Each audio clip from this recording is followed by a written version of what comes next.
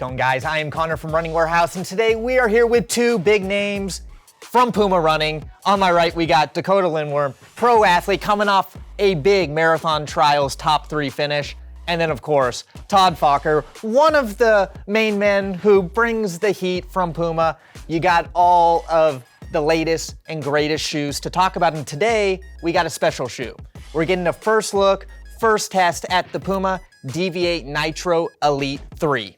It's a mouthful. Todd, what can we expect today?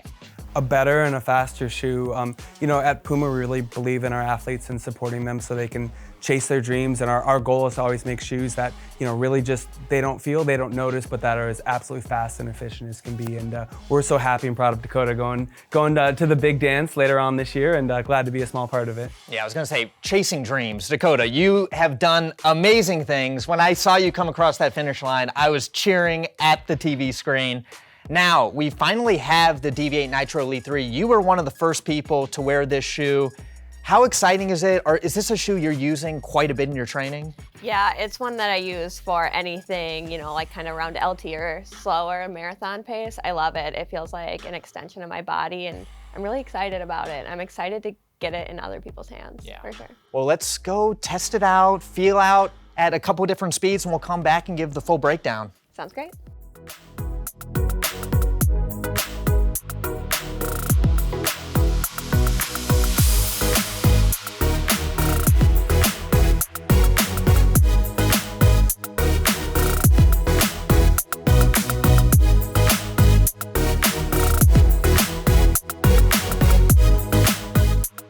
All right, guys, just wrapped up first test in the Deviate Nitro Elite 3, and I think Puma is back. And I mean, these shoes are so good. You think every year the shoes can't get any better, and they do.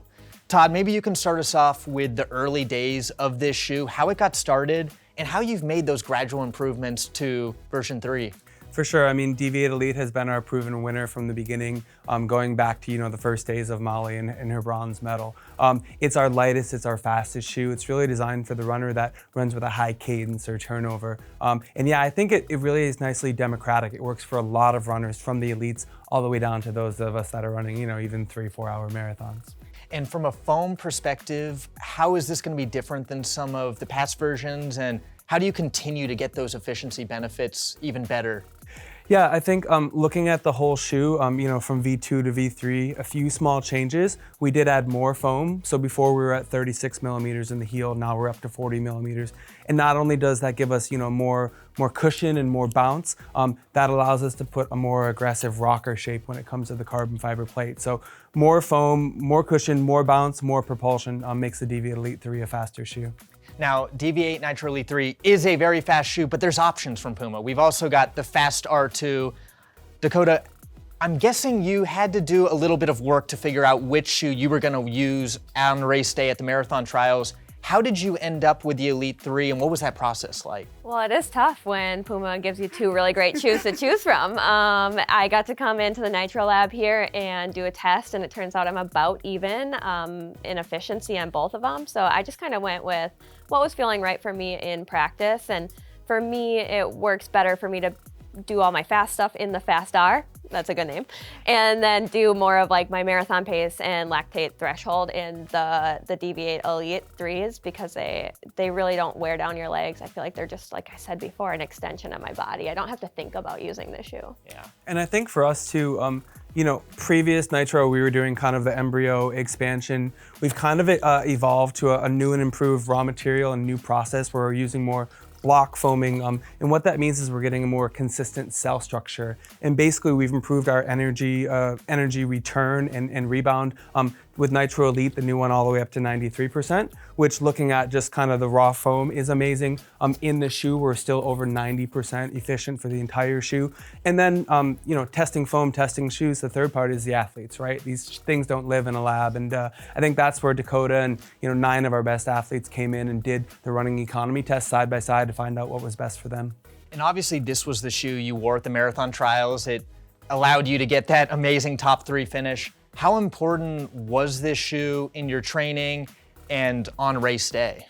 Well, I mean, in training, it's great because I can do more workouts and not have my legs break down quite as quickly. And on race day, I think it was amazing. I think Todd could probably speak further to this, but I feel like it's just as responsive at mile 26 as it was at minute 1. I didn't feel like it broke down at all, and I thought that that's what helped me get through those last couple miles. And that's one of the huge validation bullets that we went for with the new foam, was not only running economy or energy return, but was actually from the beginning of the race to the end and over the course of multiple races. And you know, the 86% degradation, most shoes degrade quite a bit, and towards the end, the middle or the end of a marathon, they do feel a little bit flat. And this new Nitro Elite doesn't do that. It maintains its bounce from beginning to end. And I also ran a marathon last weekend in this shoe. I ran the Paris Marathon, and I was running and I was thinking about this. I'm like, the shoe doesn't slow down. I ran a 7-minute negative split. So that's a little bit of a helpful, but the shoes work, especially when you pace a marathon well, like Dakotah's done so many times. Right, I mean, I'm sure the training helped a little bit with that race as well, but the shoes are such a big factor. I guess the real question is, for other runners out there, the casual runner, the Boston qualifier, where do you see this shoe fitting in, and like, who's gonna be wearing it?